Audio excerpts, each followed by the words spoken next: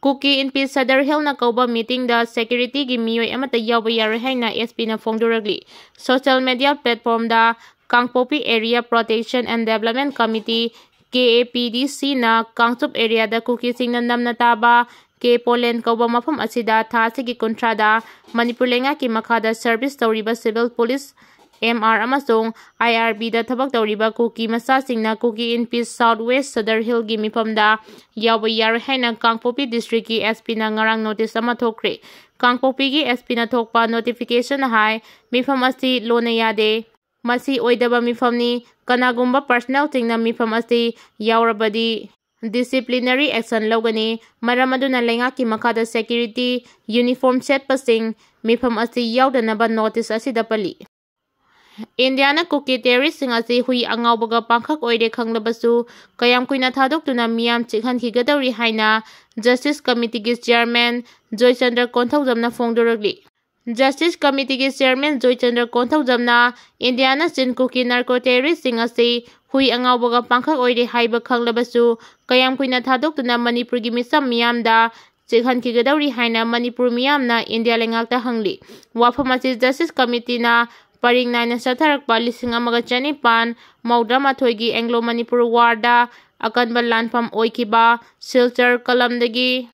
changlakpa British lanmi singa Kanglaipak Manipurna nongsup lanfam haina khangnariba Laimatak Laimaton Lamangdong haidiba mafam sing asida Imalaibakidama akanba lan chokiba aduda lusingba athauba ipai pusing Sanakya Kalasna Sagol Hanjuba Chananganba Laurung Purel, Major Laita Mukta, Langjamba Poila, Bira Amadi, Sakhngdabna Singi mafamda awang bathakta ikai khunaba utpa amadi haileika tuna thauram asi Bisnupurgi Kiam Bastanglena pangthokiba aduda Joychandra makata na hai ngasidi chin Kuki narco terrorist singna Central Force da onsinduna khutthaduna miyoi kaya hatkre Central gi office kaya maithakre State ke office kaya manghantahankhre masigi mathakta miyoi kaya hatkre yum kaya maithakre masida natana India gi firal fawba chingthaduna khongna netsinduna chathariba thawong sing ase central government na yenglaga leiriba si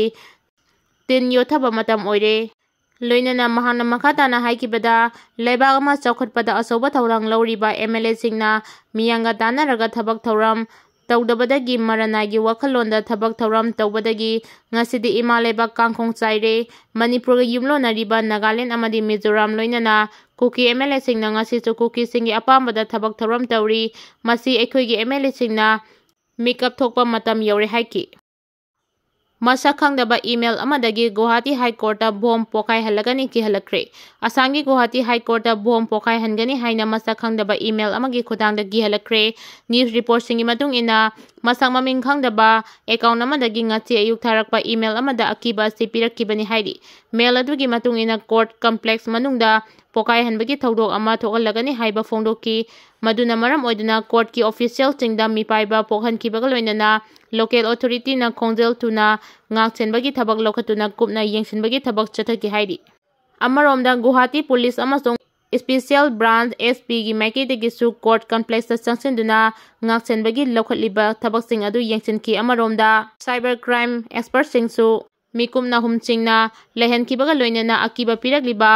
mail adugi khonguliba hokre haidi bom pokai hangani haibagi akiba piraklabasu court ki thabak thoram chingdi akaiba yawdana adumak chathaki haidi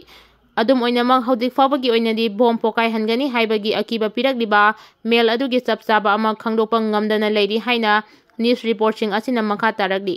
Sahi khudingi state ki thakte April 15 se khongdomde haina pangthokliba se April 15 da oina pangthokadabani hiramase matangda Manipur Governor Ajay Kumar Bahala da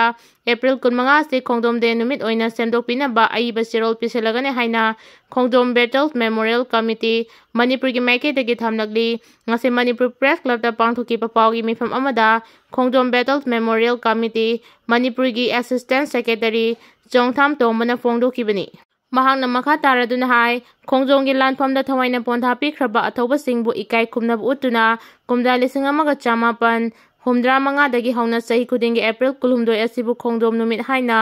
palan tharam pangthokuna lag adubu Manipur lengangna April 12 bu khongdom numit haiduna pangtholi basi sumin lali haibagi sayena bakaya ngasi ꯐꯥꯎꯕꯗ ꯂꯦꯞꯇ꯭ꯔꯤ꯫ ꯑꯗꯨꯕꯨ ꯍꯧꯖꯤꯛ April 12ꯗ ꯄꯥꯡꯊꯣꯛꯂꯤꯕ ꯑꯁꯤ ꯃꯤꯌꯥꯝꯅ ꯄꯦꯟꯗꯕ ꯀꯌꯥ ꯑꯃ ꯂꯩꯔꯤ꯫ ꯑꯗꯨꯕꯨ ꯊꯣꯛꯈꯤꯕ ꯊꯧꯗꯣꯛ ꯑꯗꯨ ꯊꯦꯡꯂꯕꯁꯨ ꯊꯦꯡꯅ ꯀꯔꯝꯕ ꯅꯨꯃꯤꯠꯇ ꯊꯣꯛꯈꯤꯕꯒꯦ ꯍꯥꯏꯕ ꯑꯁꯤꯃꯗꯤ ꯍꯧꯔꯛꯂꯤꯕ ꯇꯨꯡꯒꯤ ꯃꯤꯔꯣꯜꯁꯤꯡꯗ ꯑꯁꯦꯡꯕ ꯑꯗꯨꯃꯗꯤ ꯈꯪꯍꯜꯂꯝꯕ ꯃꯊꯧ ꯇꯥꯏ꯫ ꯈꯣꯡꯖꯣꯝꯒꯤ ꯑꯔꯣꯏꯕ ꯂꯥꯟꯐꯝ ꯑꯗꯨ ꯑꯦꯄ꯭ꯔꯤꯜ 12ꯅꯤ ꯍꯥꯏꯕꯒꯤ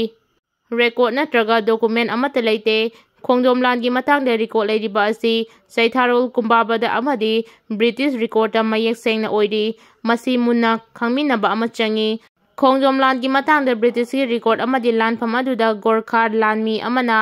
ꯂꯥꯟ ꯊꯦꯡꯅꯕ ꯂꯥꯛꯄ ꯑꯃꯅ ꯃꯍꯥꯛꯅ ꯏꯔꯝꯕ ꯂꯥꯏꯔꯤꯛ ꯑꯗꯨꯗ ꯃꯌꯦꯛ ꯁꯦꯡꯅ ꯏꯔꯝꯕ ꯑꯗꯨꯗ ꯑꯦꯄ꯭ꯔꯤꯜ 12ꯗ ꯈꯣꯡꯖꯣꯝ ꯂꯥꯟ ꯁꯣꯛꯅꯈꯤꯗꯦ, ꯑꯦꯄ꯭ꯔꯤल 15ꯗ ꯁꯣꯛꯅꯈꯤ ꯍꯥꯏꯅ ꯏꯔꯝꯃꯤ꯫ ꯃꯔꯝ ꯑꯁꯤꯅ ꯈꯣꯡꯖꯣꯝ ꯂꯥꯟ ꯅꯨꯃꯤꯠ ꯑꯁꯤ ꯑꯦꯄ꯭ꯔꯤꯜ 15ꯗ ꯄꯥꯡꯊꯣꯛꯂꯒꯁꯨ ꯑꯁꯦꯡꯕ ꯑꯆꯨꯝꯕꯗꯤ ꯁ꯭ꯀꯨꯜ ꯀꯣꯂꯦꯖꯁꯤꯡꯗ ꯈꯪꯍꯟꯕ ꯃꯊꯧ ꯇꯥꯏ꯫ ꯃꯔꯝ ꯑꯁꯤꯅ ꯑꯦꯄ꯭ꯔꯤꯜ 15 ꯑꯁꯤꯕꯨ ꯈꯣꯡꯖꯣꯝ ꯅꯨꯃꯤꯠ ꯑꯣꯏꯕꯤꯅꯕ ꯃꯅꯤꯄꯨꯔꯤ ꯒꯚꯔꯅꯔ ꯑꯦꯖꯦ ꯀꯨꯃꯥꯔ ꯕꯍꯥꯂꯥꯗ ꯃꯦꯃꯣꯔꯦꯟꯗꯝ ꯑꯃ ꯄꯤꯁꯤꯟꯒꯅꯤ ꯍꯥꯏꯈꯤ꯫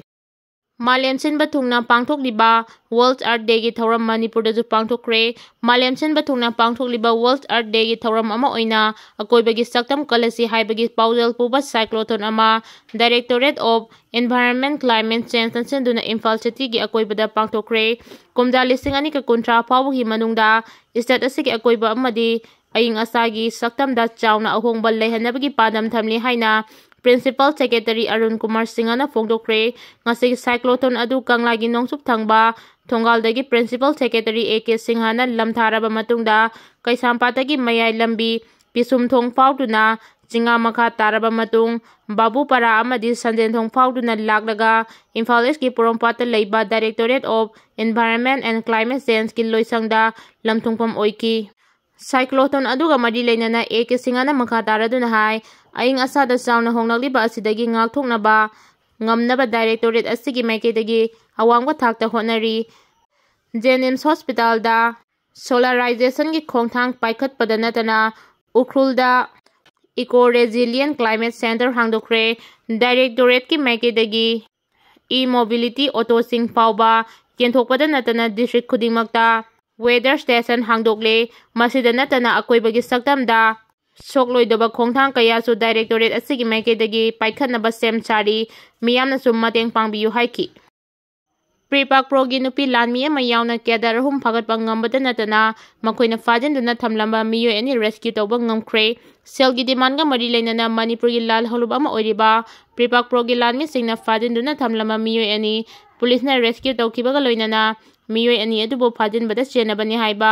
ꯂꯥꯜꯍꯧꯂꯨꯞ ꯑꯁꯤꯒꯤ ꯅꯨꯄꯤ ꯂꯥꯟꯃꯤ ꯑꯃ ꯌꯥꯎꯅ ꯃꯤꯑꯣꯏ 3 ꯄꯨꯂꯤꯁꯅ ꯈꯨꯠꯂꯥꯏꯒ ꯀꯣꯟꯅꯅ ꯐꯥꯒꯠꯂꯦ ꯍꯥꯏꯔꯤ꯫ ꯄꯨꯂꯤꯁꯀꯤ ꯄꯥꯎ ꯑꯁꯤꯅ ꯍꯥꯏ ꯃꯅꯤꯄꯨꯔ ꯄꯨꯂꯤꯁꯀꯤ ꯀꯥꯡꯕꯨꯅ ꯑꯀꯛꯅꯕ ꯄꯥꯎ ꯑꯃ ꯐꯪꯕꯗꯒꯤ ꯏꯝꯐꯥꯜ ꯏꯁ ꯗꯤꯁꯇ꯭ꯔꯤꯛꯀꯤ ꯁꯒꯣꯜꯃꯥꯡ ꯄꯨꯂꯤꯁ ꯁ꯭ꯇꯦꯁꯟꯒꯤ ꯃꯅꯨꯡ ꯆꯟꯕ ꯉꯥꯈꯥꯄꯥꯠ ꯑꯦꯗꯚꯦꯟꯆꯔ ꯈꯥꯔꯣꯡ ꯃꯅꯥꯛꯇꯒꯤ ꯄ꯭ꯔꯤ-ꯄ꯭ꯔꯣꯒꯤ ꯂꯥꯟꯃꯤ 3 ꯐꯥꯒꯠꯈꯤ꯫ ꯐꯥꯔꯕ ꯃꯤꯑꯣꯏꯁꯤꯡ ꯑꯗꯨꯗꯤ ꯅꯣꯡꯊꯣꯡꯕꯝ ꯃꯥꯏꯉꯧ ꯁꯤꯡ ꯆꯍꯤ 38, ꯅꯣꯡꯊꯣꯡꯕꯝ ꯃꯣꯍꯦꯟ ꯁꯤꯡꯍ ꯆꯍꯤ 45 ꯑꯃꯗꯤ ꯀꯩꯁꯥꯝ ꯁꯅꯥꯂꯩꯃ ꯑꯦꯂꯥꯏꯁ ꯇꯝꯐꯥꯁꯅꯥ ꯑꯦꯂꯥꯏꯁ ꯂꯤꯡꯖꯦꯜ ꯆꯍꯤ 40 ꯀꯧꯏ꯫ ꯃꯈꯣꯏꯕꯨ ꯋꯥꯍꯪ ꯄꯥꯎꯈꯨꯝ ꯆꯠꯊꯕ ꯃꯇꯝꯗ ꯅꯥꯎꯔꯦꯝ ꯕꯤꯍꯥꯔꯤ ꯀꯣꯂꯦꯖ, ꯈꯨꯟꯗ꯭ꯔꯥꯛꯄꯝꯒꯤ ꯃꯐꯝ ꯑꯃꯗ ꯃꯈꯣꯏꯅ ꯔꯦꯟꯁꯝꯒꯤꯗꯃꯛ ꯃꯤꯑꯣꯏ 2 ꯐꯥꯖꯤꯟꯗꯨꯅ ꯊꯝꯂꯤ ꯍꯥꯏꯕ ꯈꯪꯕꯗꯒꯤ ꯃꯐꯝ ꯑꯗꯨꯗ ꯄꯨꯂꯤꯁꯀꯤ ꯇꯤꯝ ꯑꯗꯨꯅ ꯈꯨꯠꯂꯩ ꯊꯨꯅ ꯆꯪꯁꯤꯟꯗꯨꯅ ꯃꯤꯑꯣꯏ 2 ꯑꯗꯨꯕꯨ ꯇꯦꯛꯇ ꯀꯥꯏꯗꯅ ꯀꯟꯕ ꯉꯝꯈꯤ ꯍꯥꯏꯔꯤ꯫ ꯄꯨꯂꯤꯁꯀꯤ ꯀꯥꯡꯕꯨꯅ ꯃꯈꯥ ꯇꯥꯅ ꯊꯤꯖꯤꯟ ꯍꯨꯝꯖꯤꯟꯕꯒꯤ ꯊꯕꯛ ꯆꯠꯊꯕꯗ ꯃꯈꯣꯏꯅ ꯁꯤꯖꯤꯟꯅꯔꯝꯕ .32ꯒꯤ ꯄꯤꯁꯇꯣꯜ ꯑꯃ, ꯃꯦꯒꯥꯖꯤꯟ ꯑꯃ, ꯀꯥꯞꯄ ꯌꯥꯔꯤꯕ ꯃꯔꯨ 5, ꯃꯣꯕꯥꯏꯜ ꯍꯦꯟꯗꯁꯦꯠ 3, 2 ꯍ꯭ꯋꯤꯂꯔ 2, ꯑꯃꯨꯕ ꯃꯆꯨꯒꯤ ꯋꯦꯁꯠ ꯕꯦꯜꯠ ꯑꯃ ꯐꯪꯕ ꯉꯝꯈꯤ ꯍꯥꯏꯔꯤ꯫